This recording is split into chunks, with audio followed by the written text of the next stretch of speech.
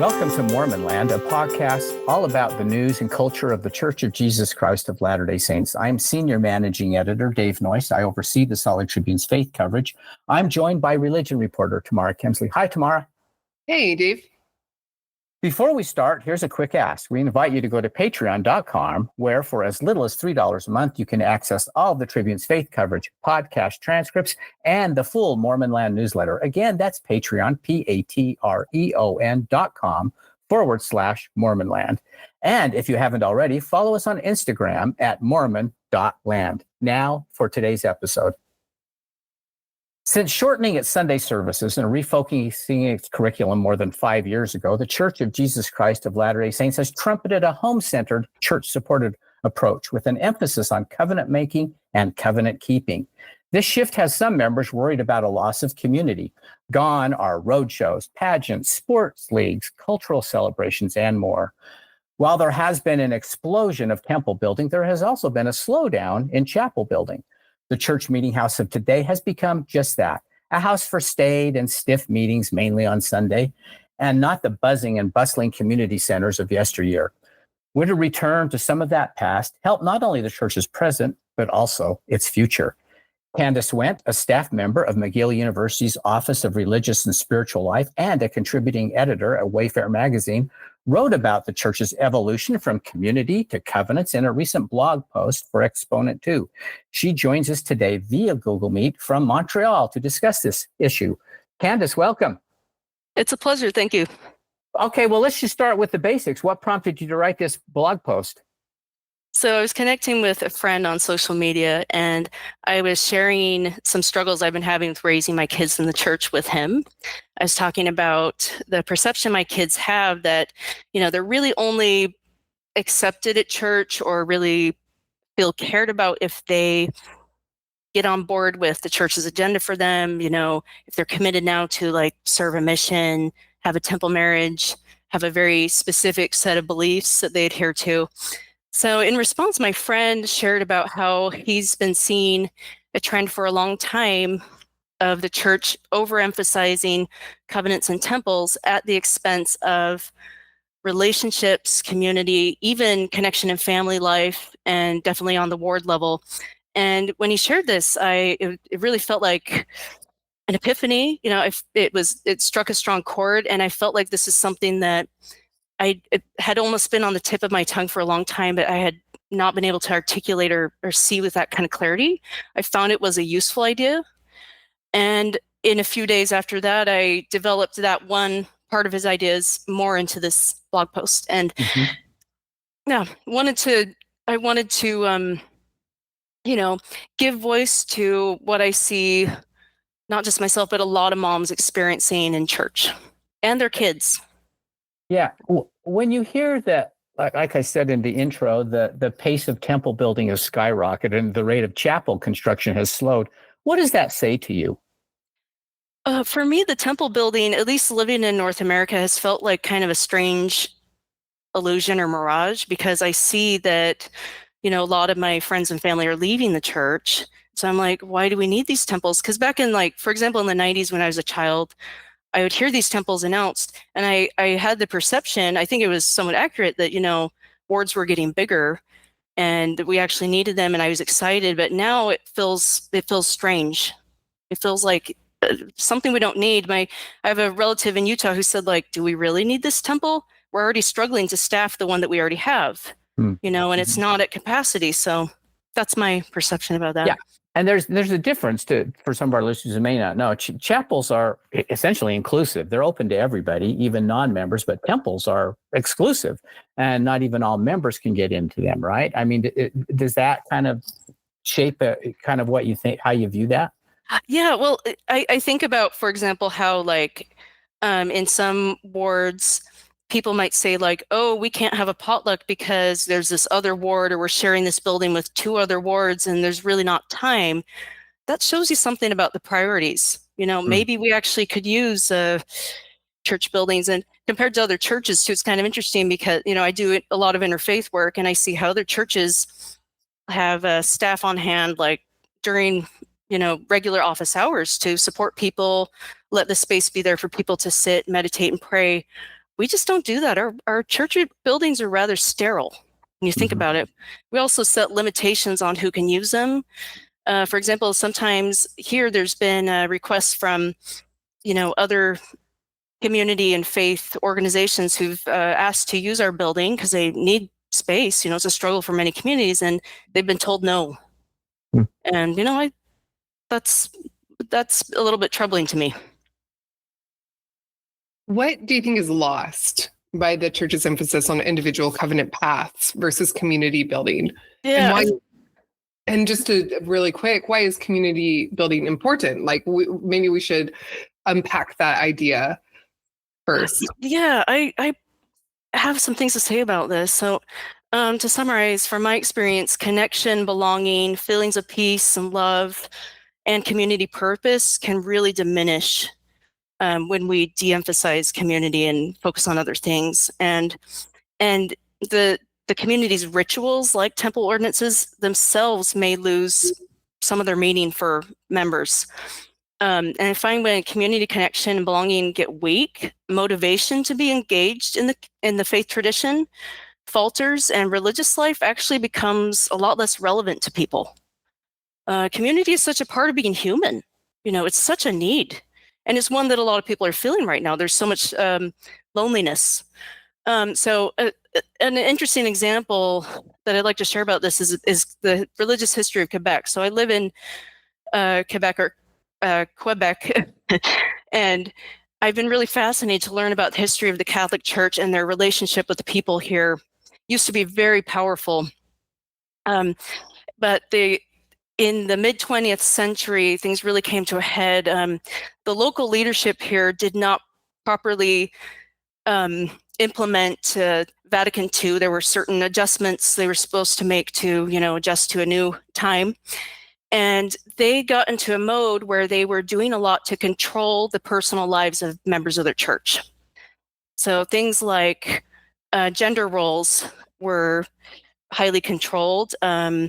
They didn't want members to use birth control. They highly pressured members on a personal basis to have as many children as they could. That had been going on for quite a while. They were highly pressured people to have specific beliefs. And there's just this sense of rigid control from the leaders. And what kind of happened is the religious community practices became like an empty husk with no spirituality inside for the members. And there were some studies done that showed that after this period, members reported that church life and teachings no longer helped them with practical things in their lives, like how to do a better job raising their kids, or with spiritual things like how to find sacred meaning and purpose in their lives. And they expressed that their religious tradition became irrelevant because it no longer helped their lives. In fact, it became an impediment and a cause of distress and obstacles. So I can see how these their leaders were emphasizing the wrong things. They were emphasizing checklists, adherence to and obedience, and the appearance of things. And I can see how these mistakes in leadership contributed to the mass exodus in the 60s and 70s of the vast majority of Quebecers leaving the Catholic faith. And today, if you come here and talk to people, you will. What I've noticed is that many people believe in a creator, and they do have skills in fostering their own spiritual experiences and meanings, in nature, and they have different ways of doing that. But the older generations are very distrustful of organized religions, and but it's taken a toll on their community life. But that was happening even before they left. I think. For me today, I've thought about how raising teens in the church kind of feels like I am one of these Quebecers in the 1960s. As the LDS community is breaking down and leaders are putting heavy pressure on me and my children to hold really specific beliefs, take very specific actions, and be on board with them, it's helping me in my life less. It's not meeting my spiritual needs or my children's. It's not meeting my needs for connection, which already is hard enough. It's harder for me than it was for my parents in the 90s to make friends with neighbors. And, at a recent state conference, I was told that I need to stop trusting myself. In essence, I need to trust the leader's discernment and decisions about things and their policies above my own experiences, knowledge, and judgment and moral compass and spiritual feelings. I need to trust them above, academic research and online sources and online communities and other people around me. And, if you look at mental health and spiritual well-being research, this is just not going to pass the test. This is harm. And, I also see the harm being done with the undue pressure on my children to fulfill the church's agenda. This is, kind of adding a stumbling block to happiness in my family's life. And then it creates work for me to do going in and tending to, the some of the hurt and distress that this causes. I think that will resonate with a lot of our listeners, a lot of our readers, because I've read their comments, I've seen their emails, and you're articulating some things that I've heard from those people. However, we also have the example of more mainline Protestant with more liberal approaches to faith and community are also losing members. I wonder if this is a false dichotomy between covenant and specific belief holding and community building.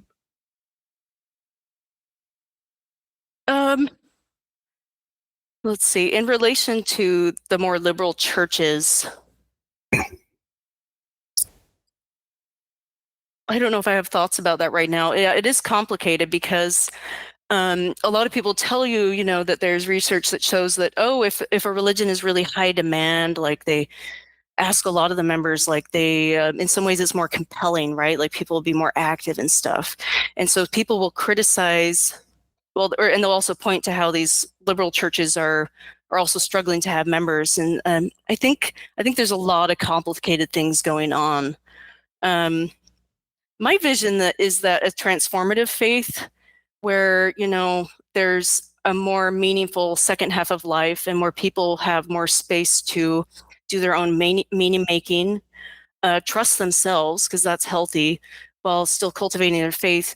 I think there'd be a lot of chaos and growing pains, but I think ultimately you could potentially have church communities where people are more developed spiritually, more mature spiritually, more autonomous, but while still being deeply connected and deeply loving, that would be beyond what we've experienced in our church. That's kind of my instinct, but I think there's a lot of societal factors at hand that make it really hard, the breakdown of community in the greater world due to all kinds of factors. In terms of like the community versus covenants, it's obvious to me that there's clear ways that the promises we make to God can inspire us to connect with others in very meaningful ways.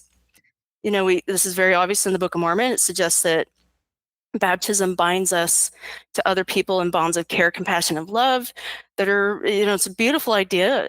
We mourn with those that mourn. We comfort those that stand in need of comfort. We are bound together. We bear each other's burdens.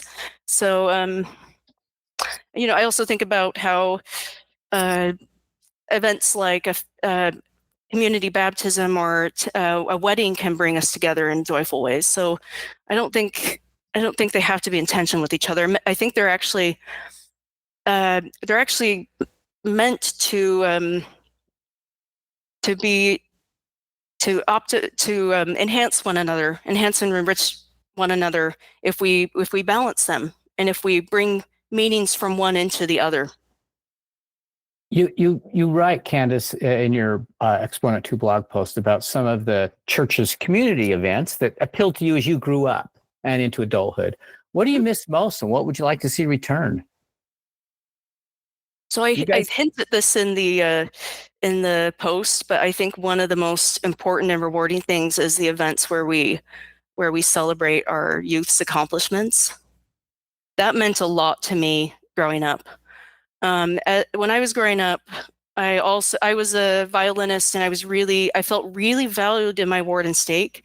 And during that period, mostly in the 90s, wards and stakes, as far as I experienced, were having a lot more special musical numbers at church. We were having a lot more musical events like stake stake Christmas devotionals, or no, devotional is not the right word, like special music nights where musicians from the stake would get, would perform.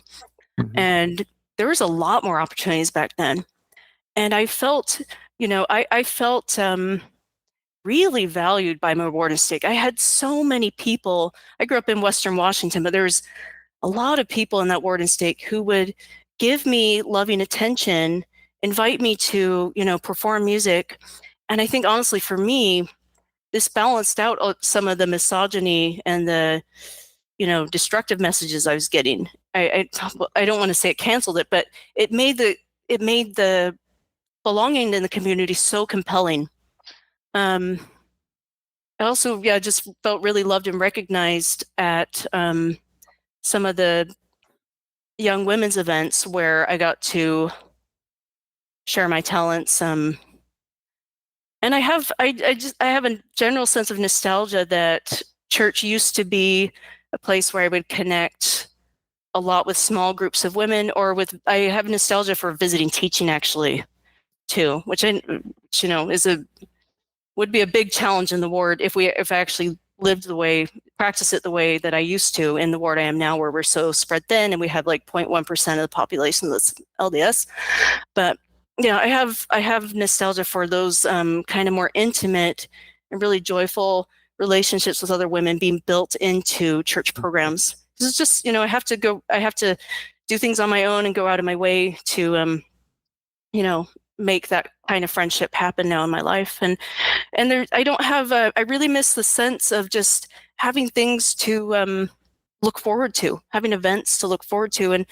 And it seems like now a lot of the events, they have to have like a religious or priesthood purpose, and that I don't have the sense that was always the case. So what has been the response to your blog post? It's really been overwhelmingly positive in a way that I didn't expect. I expected the main audience to be women around my age, raising teens who would resonate with some of my feelings about that, about, like the things I talk about with my son. But one thing that surprised me is that a lot of people from diverse generations older than me either commented, or a lot of people contacted me personally to thank me and tell me that this post really resonated with them, and that it spoke to their experiences, and that it added kind of like some light and clarity to what's going on, that they hadn't quite thought about it in that way, and that they found it helpful. And I just, this is my first post at Exponent, and I was overwhelmed by what a caring, supportive online community this is. And this is one way that I'm trying to build community in my life, is online, right? So, and you kind of touched on this earlier, but I want to maybe unpack this idea a little bit more about how covenants and temple rituals can be reframed as an active community. Yeah. I have some thoughts about this. So I think as individuals, we can do some things on our own or with friends to bring meaningful connection into the temple experience. For example, about a year ago, a friend just invited me to go to a session with her, and that made it a lot better for me. And we had wonderful and fun conversations on the way there and the way back, and even like in the celestial room, we were noticing changes that had been made. It was a really great experience. I also had an experience recently when my stake went to the temple before like our state conference, and I kind of just looked around the room and I saw people I cared about and that I feel care about me. I had a very caring stake president who I worked with in a stake calling, and I had a feeling of togetherness and love there. So I think it can be really meaningful if we make efforts to go to the temple together, for sure, even though we can't like talk at length there or whatever. But at the same time, I think for the most part, the temple is not the place where connections that people need can happen because of the style of rituals we have and the rules that we have.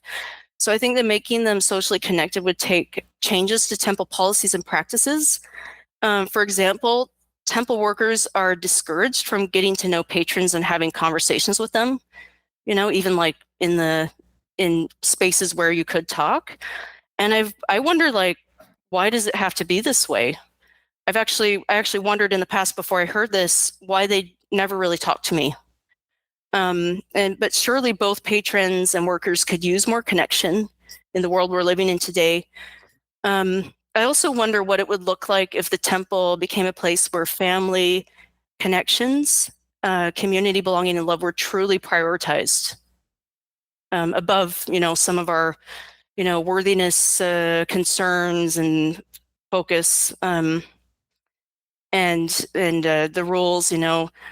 I think too often temple rules get in the way of these things. An obvious example is wedding ceremonies, where why can't we include all the loved ones if they're willing to treat the temple as a sacred space and follow the etiquette that's appropriate for there? I think that's unacceptable. And we really communicate the temple is not a community space through these kinds of rules, but we could, the church, we could change that.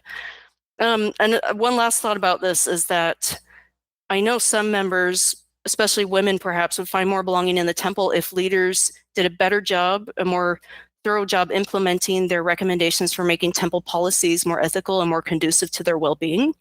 For example, I know that many women for many decades have given feedback to general leaders about the harmful persistence of eternal polygamy practices and sealings. I'm talking about when like plural marriage sealings that are performed after women pass away with a living male spouse without women's consent. This causes a lot of angst and grief to women and their families. And these kinds of issues need to be listened to and addressed thoroughly for the temple to really be a welcoming place. I mean, that might not be an obvious community issue, but community is about inclusion and listening and seeing people where they're at and what they need. So I would see that as a community-oriented kind of approach to the temple. Candice, it seems a fear, at least about with community, is that covenants are individual and kind of prompt members to look inward, whereas community, on the other hand, the whole idea is to force members to band together and look outward. What do you think about that? I think that it should all be tied together. I think I have the sense that more traditionally and historically, we had a stronger sense of these covenants being something that tied us, kind of like the Book of Mormon idea, in loving bonds with other people. Right living is all about right relationship in the world. And we have things like family sealings, right? It's about these loving bonds through which we can't grow and progress and learn without each other. So I think that, that when you have this combination of the loss of community with this emphasis on like salvation through the temple, it does lead people to that kind of feeling that, oh, this is about me, making sure that I'm like ready to go to the right place after I die. And it's not working for me, and I don't think it's working for other people. It can lead to kind of some anxiety in this loss of meaning, even a loss of a sense of the afterlife being something joyful, because we're not connecting now. We talked to, of course, insiders, but also outsiders. Many of them have commented in the past and still do about one of the magic of Mormonism is the communitarian aspect. In other words, people are essentially assigned a geographic area. That is your church. You don't go shopping around for, quote, a pastor you really like or whatever, or a priest. That it kind of forces people to just, whatever that makeup is of that area, to become friends, to become allies, to become co-worshipers. Do you feel like that might be getting lost a little bit?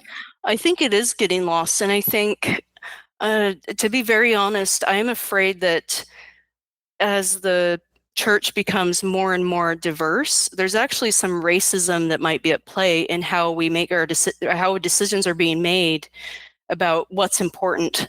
So like when we try to bring people into the church and we're baptizing all these people, it's an ego puffing thing, right? We feel like, oh, look, these people are having these spiritual experiences with our sacred texts, our way of teaching, seeing things. Like, we're right about things. God's working through us. So that puffs our egos. And it makes us also feel like heroes because we're, saving people. We believe, we teach that we have the only saving ordinances. So I think we get it to be, critical, very critical of this. I think we get those benefits out of it. But then do we really care about integrating people? Since a lot of our new converts are from the third world or from countries where, in the past we didn't have very many converts from there. Do we really care about integrating them, meeting their needs, and treating them like our beloved extended family? And my experience is that not quite. Something's going on. So we're prioritizing like the salvific ordinances, but we're not treating them like family. We're not welcoming them in the way that we once did. That concerns me, and I sense it's probably pretty unconscious and unintentional, but I sense racism there.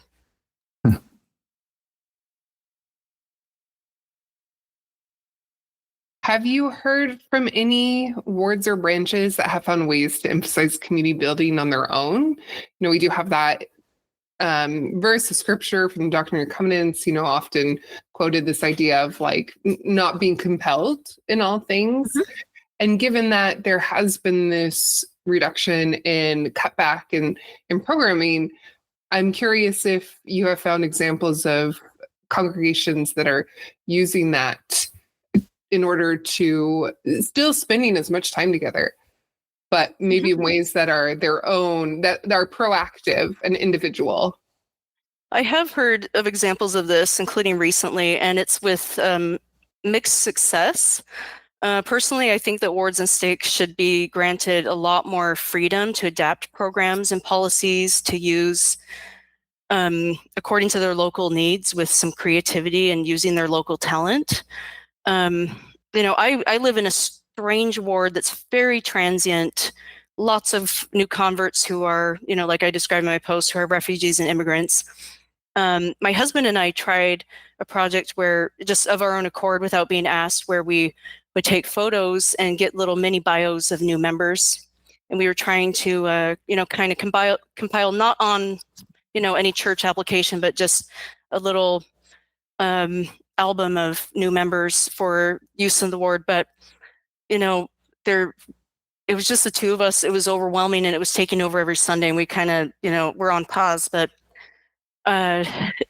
we weren't adequately supported in that. And it's probably no one, not trying to blame anyone in my ward, but I've heard of interesting things sometimes that continue and go on. Like one thing I heard about was like a patriarch who gets to know kids before he gives them patriarchal blessings, so that it's informed inspiration, and he really has a sense of like knowing them and who they are and loving that child. And I thought that was touching, a really nice innovation to make it more community centered. I recently heard about a case of a ward ministering their own way with their own structure, their own, following their own desires in a way that they felt worked better. But then the stake asked them to stop doing it, and that they're still doing it now. And, in a way, kudos to them for standing up for what they feel is best for their community. I hear about bishops making, different priorities, like, one bishop who might just really focus on the youth, which can be good, but then the next bishop might put more money toward things like a really great Christmas party that people look forward to. I sense that it's kind of implied there that sometimes there's not enough money for all the community things that actually need to happen to meet everyone's needs. But yeah, it's I certainly think that there should be more flexibility, and there's always this fear that like, oh, we're going to be squashed, even something like wards being able to pick their own art. Like my ward has a lot of Black members, and we got this art that they might not resonate with. I mean, I can't speak for them, but it looks like a very Northern European Jesus. And what would it look like if local artists could provide the art, or if at least local members could choose the art? I think we should have that kind of freedom in our wards. I think it would strengthen community. It's an interesting thing you bring up art, because the church touts its art in the temples that we've been talking about that they're building, and trying to make sure it brings some local flavor of the environment and the people there. Certainly, there's still plenty of church-approved art you see in every chapel too. Yet chapels have the foyers have a set number of of paintings that they can use. So that I just find that interesting because we've been talking about temples versus chapels. Yeah. This thought's going into temples, it seems like, but not so much chapels anymore. Oh, the thoughts about controlling art? Yeah. Okay. I mean, because I assume the foyer you're talking about has this church-approved art. Yeah. As far as the foyer goes, yes. I just find that interesting. So, Candice, this is your chance now. Okay, a last question from me. This is your chance to tell us what steps would you like to see the church take that you think will help build this connectedness you're talking about, build this community, and ultimately boost the church overall. What are some things you'd like to see happen, or you think that would work? We've talked about some, but go ahead. Yeah, absolutely. So, to put my answer in religious terms, I would say the hearts of the fathers need to soften and turn toward today's children, and that solutions lie in better including and responding to the needs of lay members, especially our young people, because they're vital if church community is going to succeed and continue. And I'm invested in supporting the spirituality of young people, and at work I get to learn about, what are the current needs and feelings of young people about their spiritual and religious lives.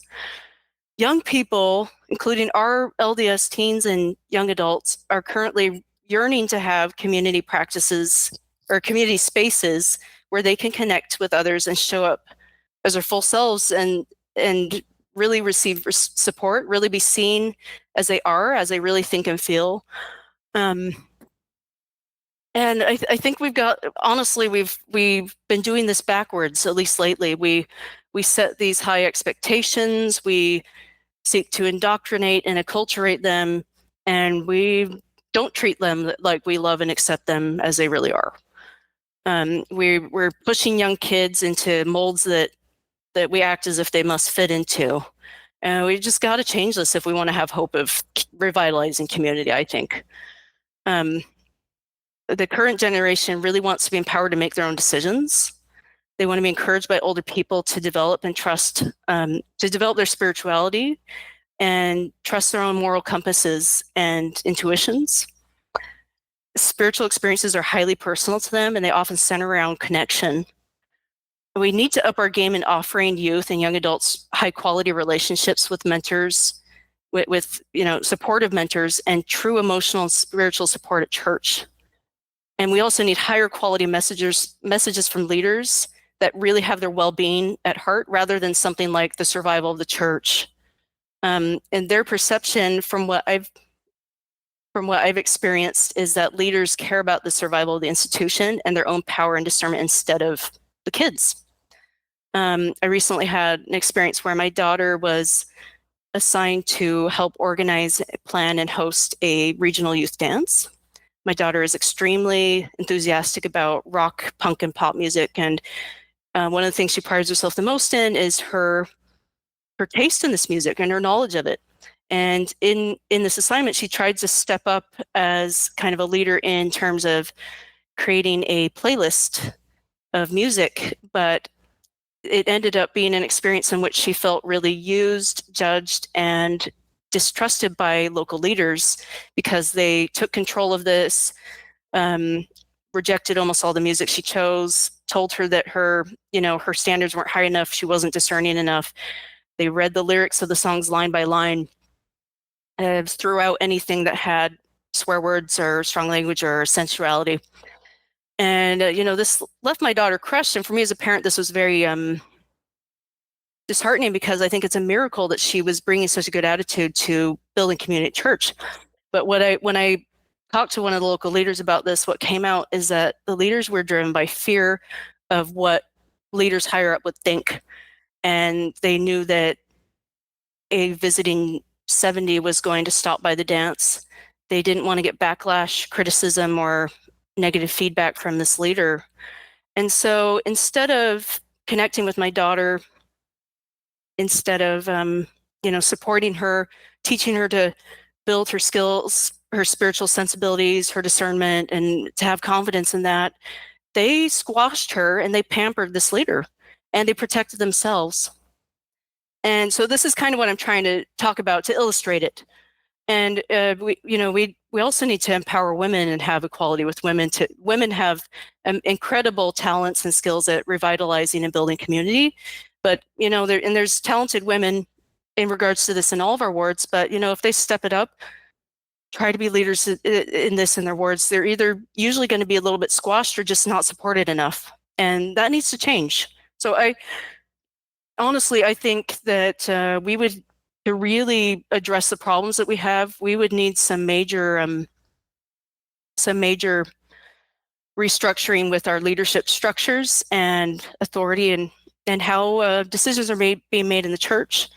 Young people want to be co-creators in their own spiritual experiences and the religious meanings in their lives.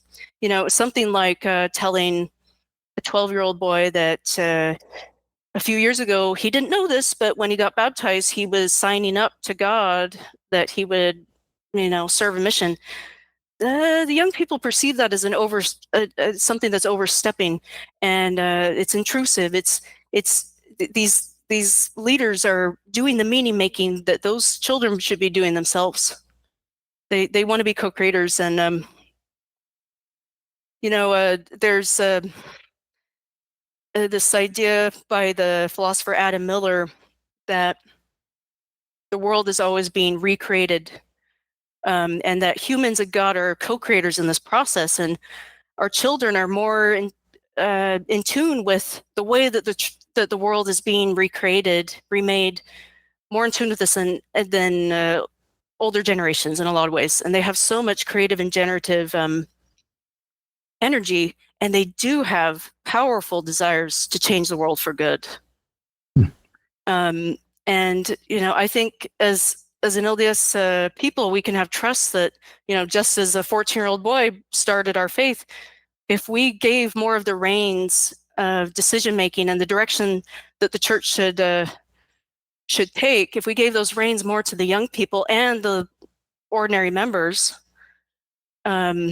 we could have better results. Churches are emptying out all over the Western world, largely because, if you ask me, because the churches are not standing for things that the members actually care about, like human rights and social justice, climate justice, those kinds of issues. And if we turn our hearts to the children, the youth, the young adults of the church, let them take more of the lead on this and get in tune with them, I think we'd have better results. And maybe this could take major, I'd be open to major structural changes, because I think we should do things by common consent, not by, strict adherence to long-standing powerful leaders' preferences. I'd be open to really big changes. It could cause growing pains and chaos, but I think it might be what we need. Candice Wendt, thanks so much for joining us today. Thank you. Be well, okay? You too. Yeah, appreciate your time. Thanks, Tamara, and also thanks to our producer, Chris Samuels. We remind you that you can keep up on all the happenings in and about the church by subscribing to the Salt Lake Tribune's free Mormon Land newsletter. Just go to sltrib.com to sign up, and we'll talk again next time on Mormon Land.